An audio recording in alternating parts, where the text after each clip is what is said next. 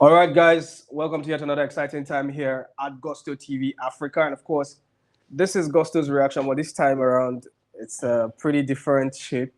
I think I don't know which one I will call them now. It's a sad time for we Nigerian football lovers.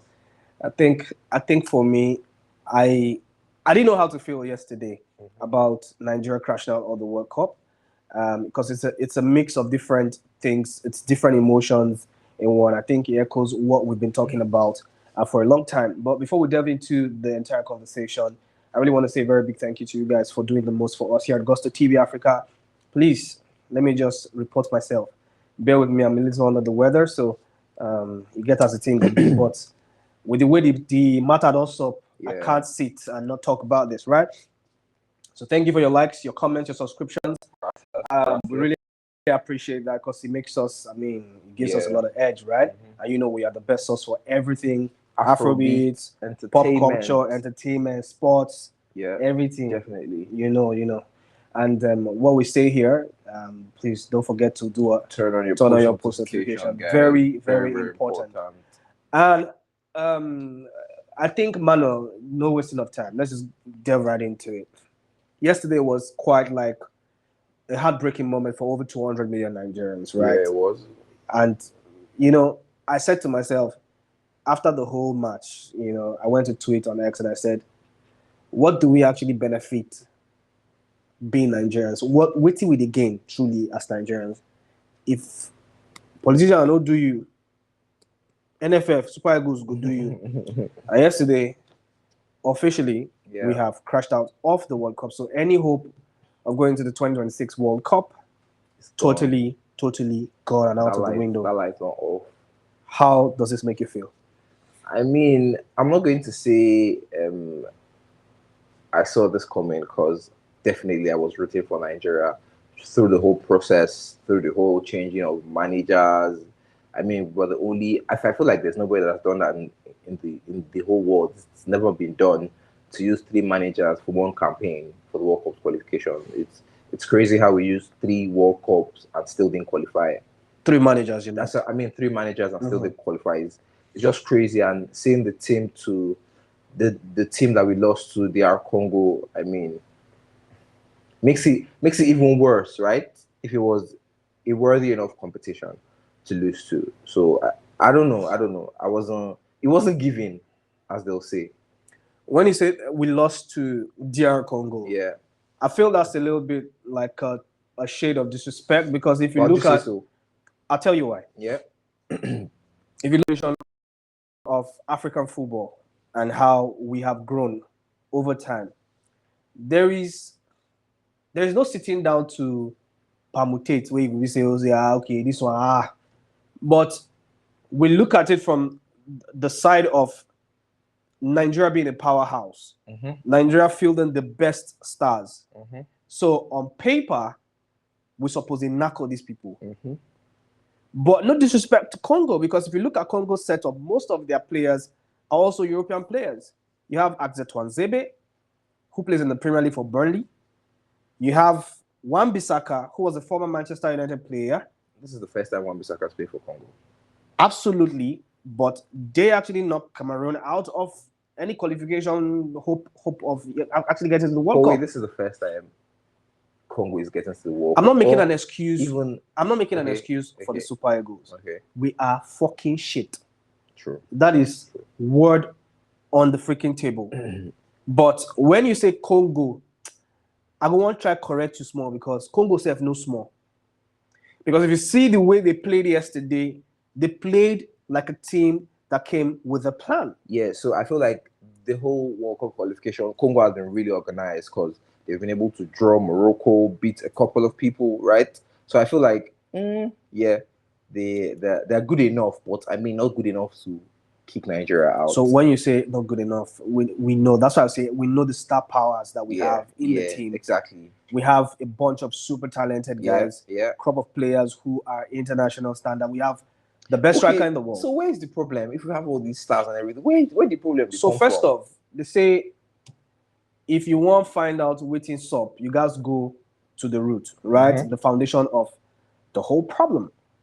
And I can tell you for fact, The biggest problem is the NFF. As a man. Where the money they enter?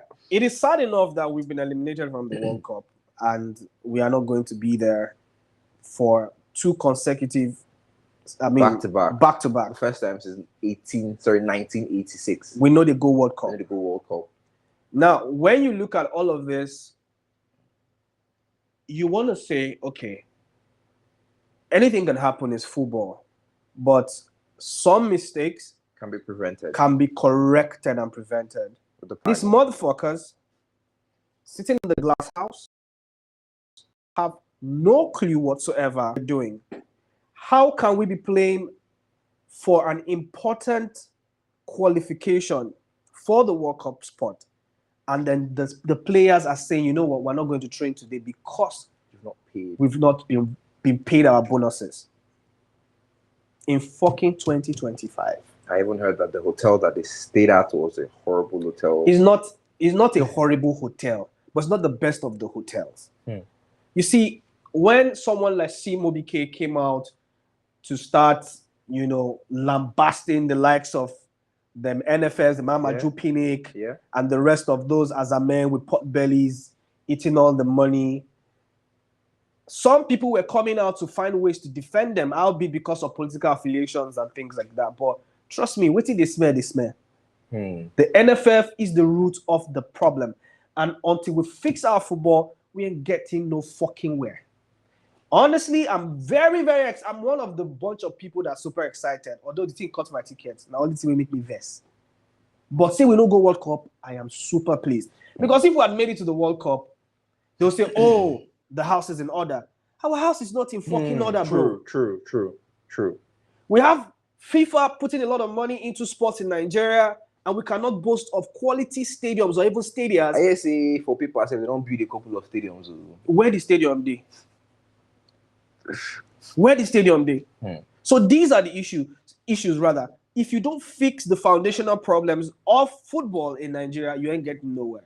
I can tell you that the NFF have no cameras. We cannot live stream matches in 2020. We can't even record our players going to training, man. Clubs like Remo FC, my club that I support, local club that I support, Sporting Lagos, these are smaller clubs with smaller budgets, being able to live stream matches, have a whole media organized. Bro, with a good competition for Africa as Super Eagles, we don't get any graphics full our page. Graphics. We don't get camera guys. We don't have your head. Some of the graphics they still are. So how you want to go World Cup? What are you looking for in the World Cup? Is that the caliber of people they want to see at the World Cup? And if you look at how we played yesterday, we were overrun by DR Congo. That's the word. We were completely overrun. Thankful to Nwabali, where we say can't even try see the match reach almost, you know, when we go the extra time, the penalties. But we were freaking fucking shit, and it just goes to show that the team they lack character. It's just one person carrying the whole team, and that's Victor Osimhen, who I'm super sad for because Babana no get any chance to go World Cup again. How old is he? 26. When is the next World Cup? 2030. He will be what? For 30. Over 30 something. Over 30. Wow. And we know football age. Normal, Osimhen don't pass as a day. All of us are be certain. So it's a double stab in the back for over 200 million Nigerians who actually are so eager to see that, okay, this part of the only thing where they give us joy with this. At least football unites us. It gets us managing it well enough for us. The NFF is shit, and I say categorically that until we fix our football, there is no chance, there is no need to go to the World Cup. My suggestion would be go back to the drawing board. First of all, sack all those bunch of Azamen. Pursue them out of the... It needs a reform, a revolution. Everybody should step Pursue all of them, go for that glass house. Pursue all of them. I mean, I've been listening to a bunch of people talk about this whole thing, and then you look at it and you just say it's the truth. It's just like a doctor. Person read medicine for how many years for school? You can't tell and say make it go the head broadcasting service. That's a square peg in a round hole. You know if you work, you don't get the experience.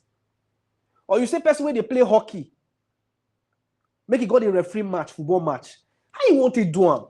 So all these things are political appointments, bunch of freaking fucking lunatics who have nothing to do with football, sitting in the glass house, eating all these monies and acting like bunch of nitwits. All of them should be out of the glass house. We'll fix our football, go to the grassroots, build proper stadiums, build proper stadiums, invest in sports. I mean, kudos to them. They have Eric Chell, the manager, who's been doing good, by the way. Brother, if not me, Peter Eric Chell, I be Charlie.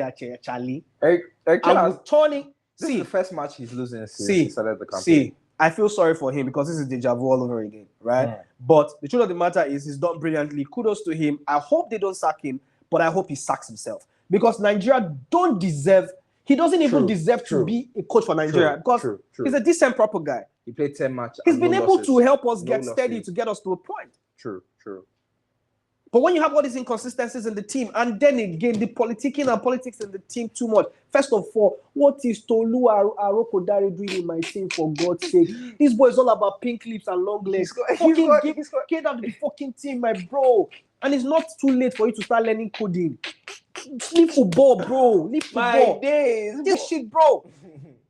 Boy, the coach boys for Copic now. I don't go select her for my 5-a-side sets. I don't go select her, bro. You play for the Super Eagles, you scored one goal, just one goal, all of a sudden you are the hero. Fucking get the fuck out of my team, bro. You have somebody like Paulo Nacho, who's been banging in goals in Turkey, and you cannot bring him. It's politics and politicking. You're not bringing in the right players. Talking about Eric Chell using more stars than Baba, at the time you say no behind the day. You have to submit your list of players you invite to camp to the fucking NFF. And they have to tell you that, oh, we have to find a way to zone it. Everybody has to be a part of this. If the players are not good enough, why are you inviting them? Why do you have to force the coach to make this kind of decisions? What is Moses Simon doing in the team? That nigga's old. This guy's been playing since I was. This guy's too old to be playing football, right? And they say I old person. Get the fuck out of the team and give a chance to younger players who want to play and bleed on that pitch. The only good thing we can say that is good in that team is Frederick. Apart from that, nothing. I will say this, and I'll say this to anyone who cares to listen. Nigeria does not deserve to go to the World Cup.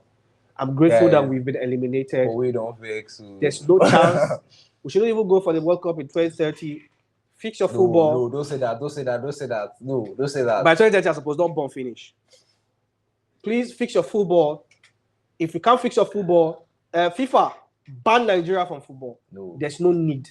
Let's fucking go home. We're not serious. Guys, let us hear from you. What do you think? What do you think about the whole thing? What do you think about Nigeria and getting eliminated from the World Cup qualifiers? And Congo don't leave us. So, I mean, we didn't even lose to Senegal. Let us know your thoughts in the comment section. Please be respectful. I mean, you know what to do. We go there, we go answer. Una know the vibe. From Paul and myself, guys, bye for now.